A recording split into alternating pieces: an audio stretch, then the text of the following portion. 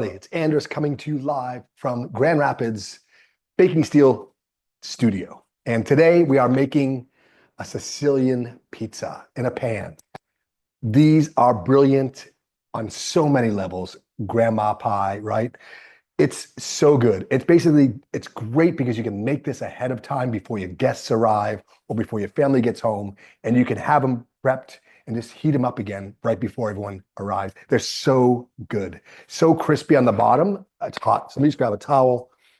Just want to show you a quick little sneak peek here at the bottom of these. We've kind of fried the bottom in our sheet tray in olive oil, which adds a really distinct crust and taste and layer of flavor, which you will love. It's awesome. So we're gonna make this. Here's what we're gonna do. I'm gonna make the dough. I've got some dough prepared. We're gonna make a big dough ball, and then we're gonna actually top our pizza. I'm gonna try to do this, and yes, I will provide the recipe. I'm gonna try to do this in order pretty quickly, and I'll talk about the recipe, and then we'll get to questions. I'll have a lot of pauses. If you've been to a class before, I have a lot of pauses. We can get into the Q&A, and I'll answer all of your questions. Let's make the dough first. I'm going to show you how we do this. So we are dialing in with a digital scale. This is like a must-have for this pizza. I've got my baking steel dough container here. You can see these are awesome, super portable. It's got a great lid on it so I can mix and carry it around with me. I can move it from the refrigerator to my counter, no problem. And it keeps my dough making contained, so I don't have a big mess. I have 500 grams of flour, okay? And I'm gonna add 500 grams of sea salt. This is like a fine sea salt. And I just whisk. I've pre-measured all my ingredients. I'm not gonna put my scale away for a second. I've pre-measured all my ingredients and I whisk. Now, because we're long fermenting this over 24 hours, I do not take my yeast and dissolve it in water first. That's a very common thing that people do. I find it to be like an extra step. Ooh, what happened here? So anyway, I do not dissolve my yeast first. Here's my yeast. It's about 1 gram. I dump it in and I whisk. And I do recommend for everyone to get one of these micro scales. This is a brand called Salter. I buy it on Amazon. This measures 1/100th of a gram. You can see it's about the size of a dime in my palm, which is tiny. And all I do is whisk this around. Right? I'm trying making sure my salt and my yeast don't come in contact direct because it can kill off that yeast a little bit. That's why I'm whisking it. Water. I drink water filtered, and so I use filtered water. Pour my water in. And now what I'm going to do is take and just mix. Before I get my hands in there, I like to kind of move it around so the water can absorb into the flour.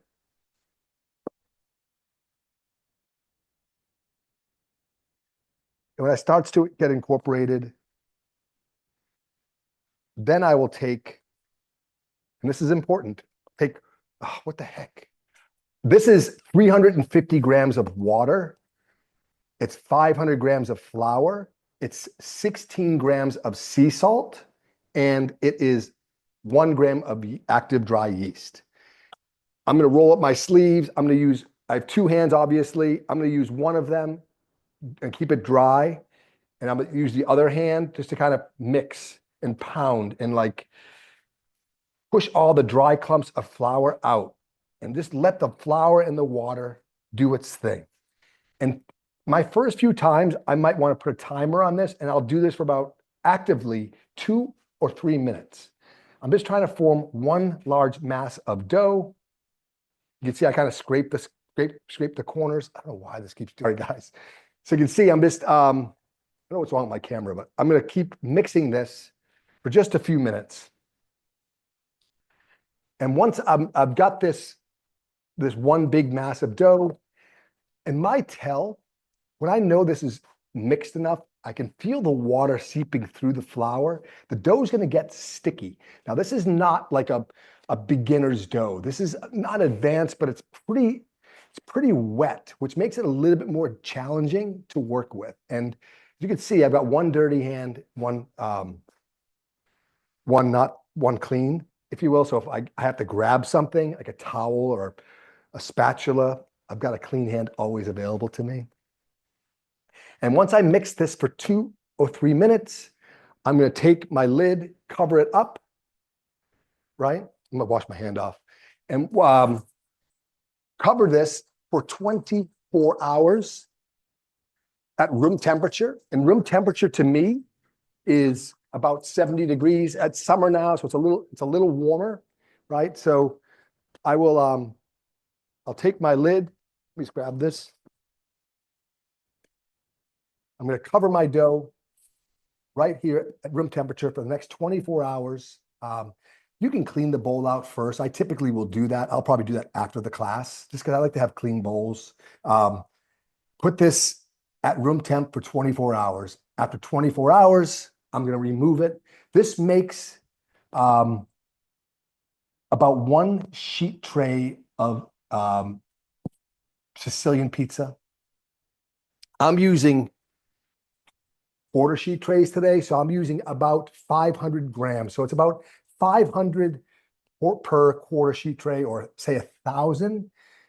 And we can be a little flexible, but traditionally you can go a little heavier. I can go to a full batch in this quarter sheet tray, which would make it a little thicker, or I can do a little lighter. I typically will take 1,000 grams per sheet tray. The half sheet trays that we all have at home. I'm just using a quarter version because I'm making a few of these today, and I'm going to bring them home for my kids later on. They're outstanding. They'll love them. So once in any case, this is my dough, 24 hours. After 24 hours, I'm going to remove the dough and make a big dough ball. And if you've been to our classes before, what we're doing now is we're folding the dough, okay, to create some gluten structure in this thing. And by doing that, we kind of layer it, we ball it, we can fold it. And what that's doing is giving this dough a little bit of structure for the final proof. So I have about 500 grams of dough. So this is like about a batch. Actually, it's about a little bit more than a batch. So let's see here. Go back top down. Hopefully you can see my dough here. So I'm going to show you how I fold this in my container. Boop. Get some flour. I just lightly flour it. And I just make sure it's not sticking to my countertop.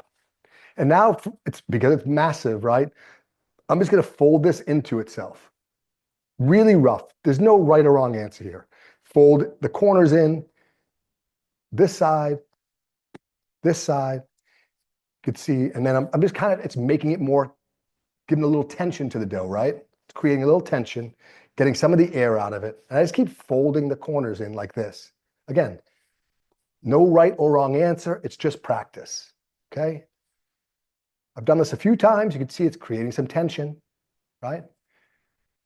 Fold, and I can even pick it up and put it in my hands and just kind of fold it, not rip it. I'm not trying to rip these gluten strands. I'm being gentle, just pressing in, like my fingers are pressing in lightly. You see this? And then just closing. Look how beautiful this looks, right? Just keep doing, I keep folding it in and closing it. It's a one giant dough ball. I get a lot of questions. This dough, people tend to manhandle this dough. We want to be really gentle. So even though I look like I'm working fast, I'm working gently. I'm not trying to tear these beautiful gluten strands. I'm trying to keep everything intact. Again, if I do tear them, it's okay. It's going to kind of heal itself, if you will, in the proofing process. But for me, I just be gentle, just keep closing this till I form one massive ball like this. And now what I'll do is I'm going to close this up. And I can be a little aggressive on the pinch, right? I've got one big ball of dough. So I typically will do this the very next day. So after 24 hours at room temp, I remove it. I make my dough ball. And I let this dough ball rest for about 2 to 3 hours. Now we want these strands of gluten to relax. And some of the air to start coming up. It's going to rise and it's going to make it easier to spread. Can you go over again the amounts of dough for quarter sheet and half sheet? Yeah, so real simple. Quarter sheet, 500 grams of dough. Half sheet, 1,000. That's the real simple math on this. And you can get close to that. It doesn't have to be on the money. For today, on the money, I'm on the money today because I have a lot of dough. So I have 500 grams of dough. Let's look at the difference here. I'm going to show you the top. I made this dough ball about 3 hours ago. You can kind of see the difference in size. It's the same size. Actually, this one's actually a little bit bigger, believe it or not. But now it's because it's been resting, it's starting to spread. And so let's get into that process. You take that dough ball, and what we do is first I coat the bottom of the pan with a really good olive oil. You can see I don't want this. I'm going to fry this dough essentially in the olive oil.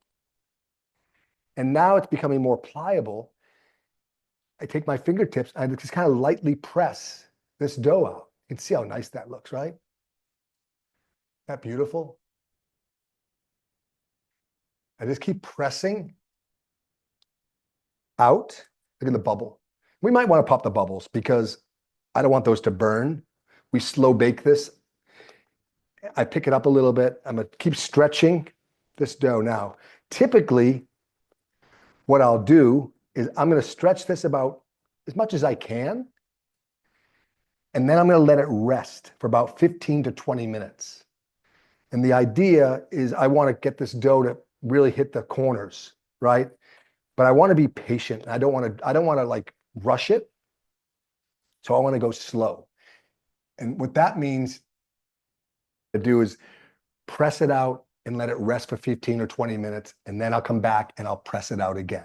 And I'm going to do this 3 or 4 times until my corners are kind of really covered. And because we're in class, I don't want to sit here for 15 minutes and wait for this dough. So I'm going to kind of force it a little bit, which I don't recommend. Be more patient than this. However, let's see what I'm doing here. But it's kind of lightly. See, it's starting to get to the corners. And like the one I already made, you can see I took a little bit more time and got it out to the corners, but I'm gonna try to just stretch this a little bit more. You can see it's a pretty good amount of dough. All right, now we've got our oven preheating at 450 degrees for the last like hour. I've already made a pizza, so it's hot. I know that. Let's talk about the ingredients. I like to use traditionally low moisture mozzarella cheese. I get this from Trader Joe's. This is a great product. You can see here. It's a whole milk mozzarella. It's low moisture. It's easy to grate. I always recommend grating your own cheese because when we use pre-shredded cheeses, there's some extra ingredients in there that we don't necessarily want on our pizza because it has a starch and it tends to brown a little bit prematurely. So we always like to grate our own cheese. I have found this one from Trader Joe's to be outstanding. So this is the whole milk version. I actually use a skim milk. I do a combination sometimes, and then I'll shred this myself. I use a fresh mozzarella, and this is a little bit more moist. And I typically will not grade this. I'll break it apart with my fingers, just use little chunks. You can cut it, make it into cubes as well. Those are really my cheese choices traditionally for this style pizza. All right. This is a 24-hour dough. Now you could ferment this longer. I'm using a bread flour. I just thought for class, for my kids later on, I made dough yesterday. I thought this would be perfect for what we're doing. It's got a really nice flavor on it. It's really nice. I'm just kind of stretching this out one more time. And let's show you guys what I'm doing here before here we go. You can see I'm not exactly at the corners. It's still peeling back. It's still a little elastic. So if I waited a few more minutes, we would probably get it. But we're close enough for class, right? All right, so now let's take some cheese and we're gonna grate it. I'm gonna show you how I do this. I like this Wonder Shredder, by the way. It looks old because it is. However, what I love about it, let me move this out of the way. I love about this is that the shreds of cheese that come out of this are outstanding. And what I mean by that is look how big these strands are. Aren't they great? Really big strands of cheese. And that's the Wonder Shredder for us. So I'll just kind of shred all my cheeses up. I'll mix the skim milk and the whole milk combination here. That's enough cheese for now. Let's go back to the pizza. You can see I'm almost the corner. I might give it one last push. Beautiful. And I'll take my cheese. If you guys can see here, just putting my cheese all over, right? Really nice. I got a piece of cheese stuck underneath there. Okay, once I get my cheese, I might put a little parm on there too. Right, and now I'll take my sauce. And I'm using Bianco di Napoli tomatoes. And what I love about these is I just crushed them and I add a little bit of sea salt. And that's all. And now I'm going to do this diagonal. I guess how the grandmas used to do it, right? In Italy. I wish I was there to enjoy one of those with my grandmother. But my mom used to make pizzas and pastas at home for us, which was incredible. I just layered it in there. Boom. We're going to do 4 stripes today. And that's it. I've got layers of flavor. My baking steel has been preheating for the last hour. I've already baked the pie. I can just bake this for about 15 to 20 minutes. I've got that olive oil underneath it. It's going to fry up that dough and give that nice texture. It's going to be awesome. We just dump this in the oven here. Boom. And guess what? It's done already. Isn't that incredible? Right? So let's take a look at what I'm talking about. This is our Sicilian pie. I basically, the identical pie I just made, right? But underneath, you can see this crust underneath, that oil, right? Does that look incredible? This is still pretty warm, but it adds a nice texture to the dough and flavor to it. It's off the charts. What I love about this pizza, I can make 2 or 3 of these in advance, even the larger versions. And if I have guests coming over, all I'll do is I'll take this sheet tray and I'll put it back in my oven for about 5 or 6 minutes, finish up the bake, get it hot again, slice, serve, and enjoy. Let's get to some questions. So I made a little mess here. All right, what we got here, guys? I'm going to scroll up a little bit. I had to get water from my Macau and flour to water ratio. Oh, I misread that, Elaine. Can you? I missed the for my macaw. I'm not sure what that is. We'll get back to that one in a second. Did I catch it correctly? This is a 24-hour dough. It is. This was done in 24 hours. And you could extend that to 2 or 3 days if you'd like to. But I thought this was a really fun Sicilian pie. I'm going to bring these home to my kids later on tonight. They're going to love them. It's going to be great. Is that a shallow pan crucial, or could I use my Detroit style pan? Great question, Robert. You can 100% use a Detroit style pan. I like it on sheet tray. It's more traditional, but in fact, I have made it in my Detroit style pan, which is awesome. And I don't put the cheese on the edges. I do it like I would a sheet tray. But yes, same principle.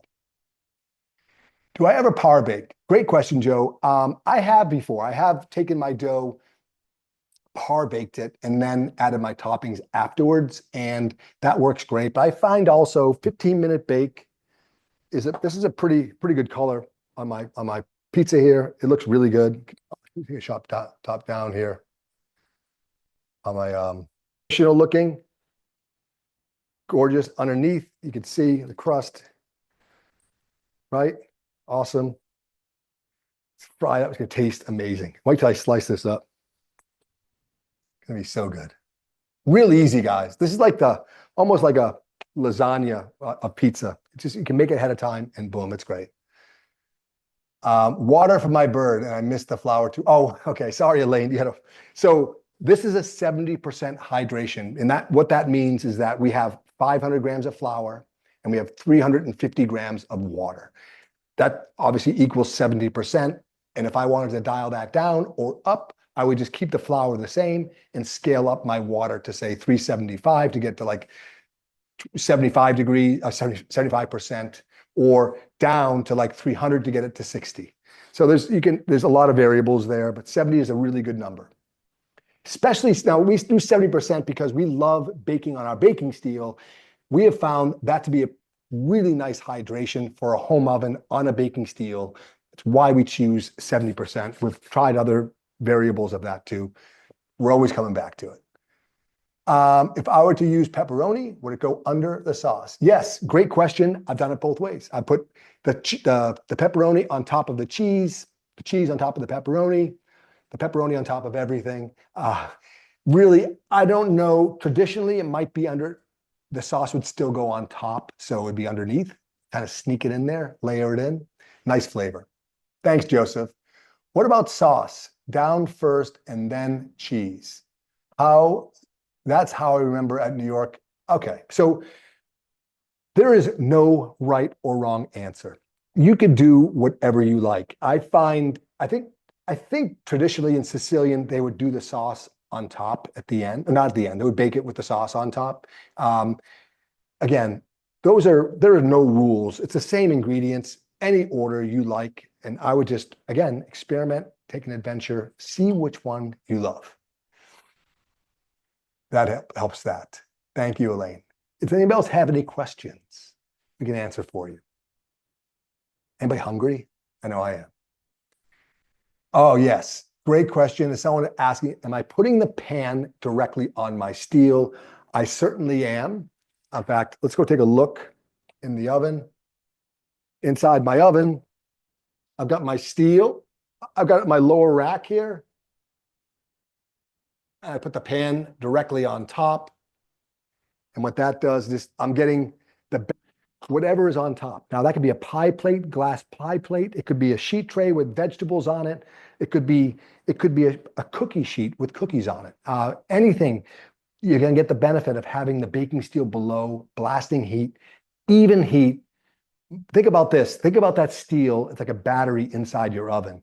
You got a 1/4-inch piece of steel that's, in this case, 450 degrees, edge to edge, right? Versus a rack, which is just a wire rack, which doesn't really push any heat through, right? Just the oven temperature. So the steel is like a battery, and it's going to blast that heat into whatever is on top. Really fast, really good. Angie, my oven is set at 450 convection. I find that to be a good temperature for this style pizza. I do not use the broiler. I don't think it needs it because it's a longer straight bake. It's like 15 or so minutes. In fact, I can put the timer on here so I don't forget.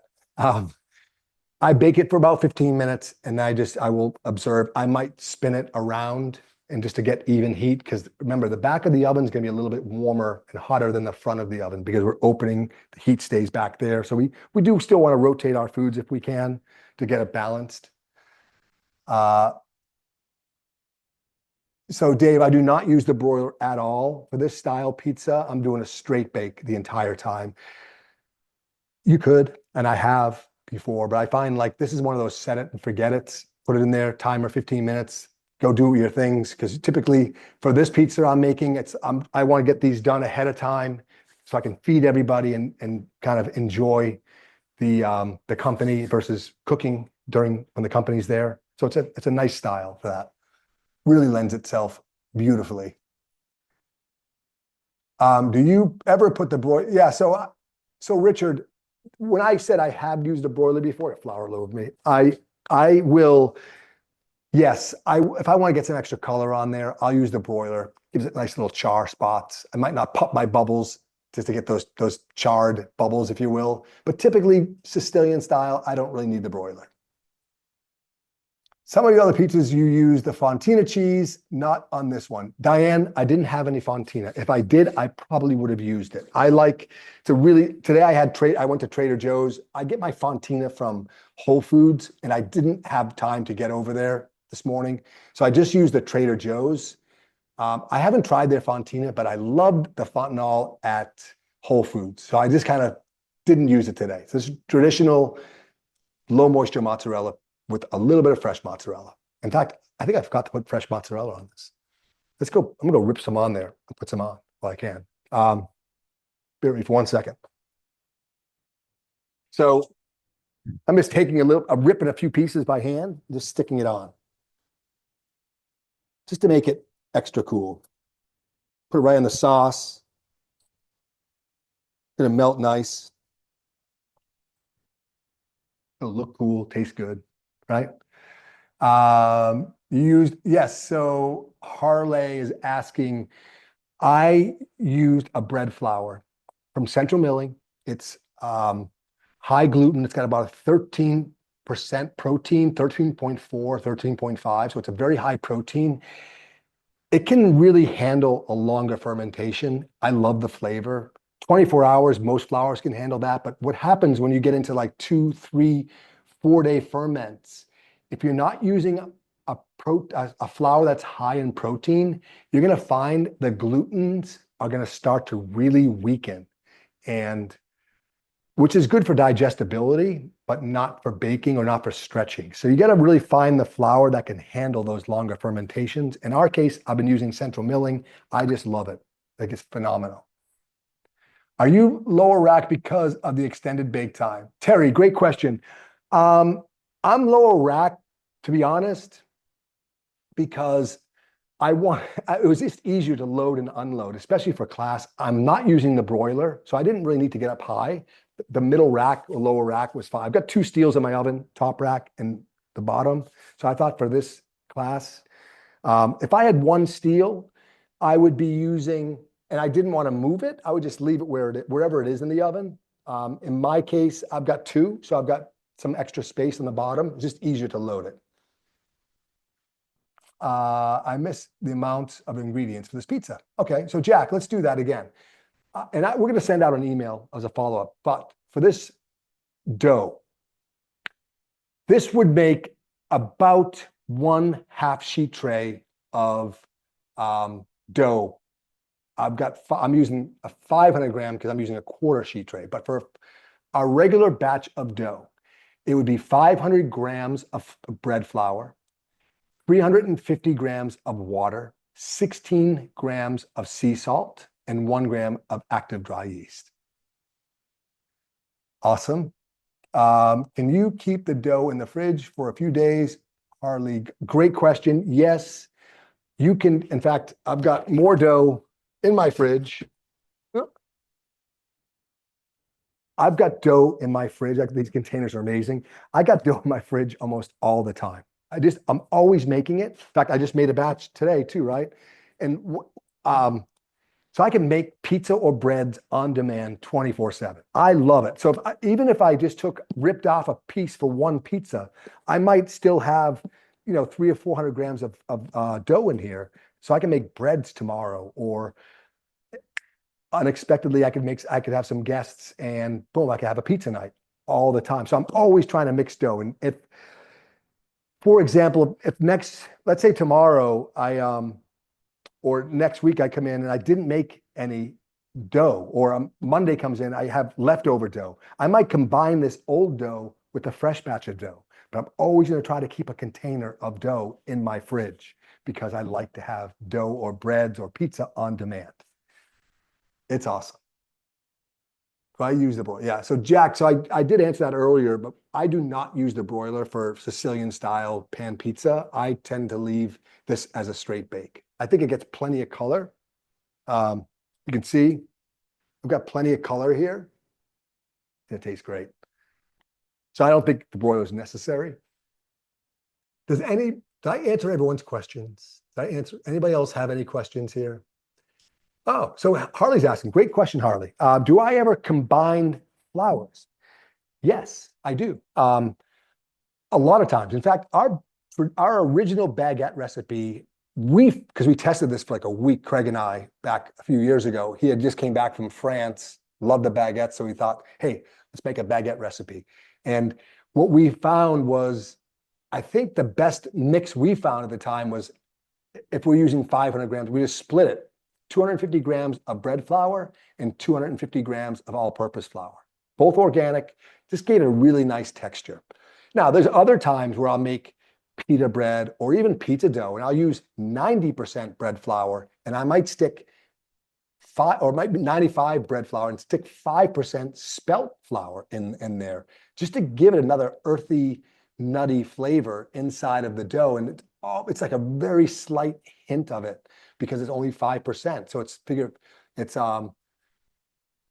be like 25 grams of flour and 475 grams of bread flour. So, right. So think of that. I'm just sprinkling in 25 grams, but it's going to add just another layer of like, what is that? Like, you can't replicate this, right? It's amazing. So just experiment and try different things. Usually when I'm experimenting, I don't go more than 20% of the new flour, just because there's a lot of other variables with the hydration and all of that to keep in mind. So again, just sprinkle it in first and see if you like it or not. I hope that answers that, Harley. Does anybody else have any questions? Let's see here. I use some spelt flour in my English muffins. Oh, Elaine, that is awesome.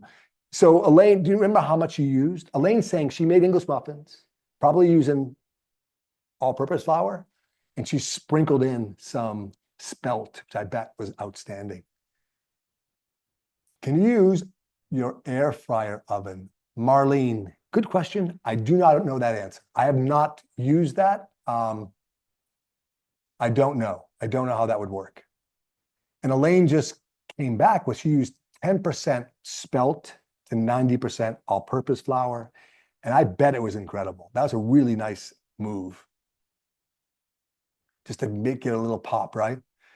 One layer, like just one little texture of flour and flavor just changes that whole recipe around, and it makes it really unique. So good job. Anybody else have any questions? Anybody else? Going once, going twice. All right, so we're doing another class, I think even might be next week or the week after. If you're on our email list, we're gonna do pies. We're gonna make a pie directly on our steel. Gonna be awesome. Maybe a dessert pie too. We'll see. We'll figure that out, but it's gonna be great. You guys are amazing. Super grateful that you're here. Thank you. If you have any questions, we'll send a follow-up email. I'm Andris at bakingsteel.com, and we will take care of you then. For now, I am out. You guys rock. Thank you. You're so great, Elaine. Thank you, guys. And yeah, we'll keep them coming. Keep coming. Keep the questions coming too. And grateful for these classes with all of you. Thank you, guys. Awesome. Thank you, guys. Thank you, Deb. Thank you, Jack. Okay, see you guys. Bye.